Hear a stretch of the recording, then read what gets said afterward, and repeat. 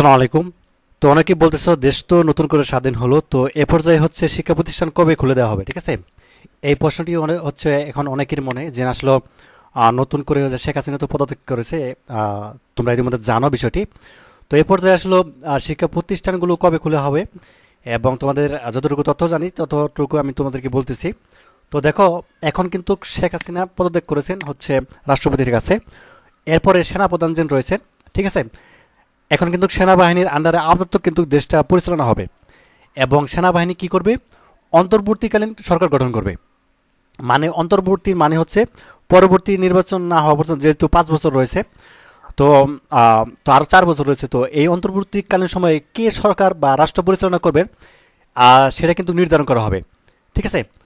তো এটা কিন্তু সেনাবাহিনী বা সবাই মিলে এই বিষয়টি নির্ধারণ করবে। তো অন্তর্বর্তী সরকার কে হতে যাচ্ছেন, তো এটা গঠন করার পরে কিন্তু শিক্ষা প্রতিষ্ঠান খুলে দেওয়া হবে, ঠিক আছে? এর আগে কিন্তু খুলবে না। অর্থাৎ সেনাবাহিনী আহ, আপাতত হচ্ছে আপাতত যে কদিন হচ্ছে অন্তর্বর্তী সরকার গঠন না করতে পারে, সেই কদিন হচ্ছে সেনাবাহিনী দেশ চালাবে। এবং তারপর হচ্ছে অন্তর্বর্তীকালীন সরকার গঠন করবেন।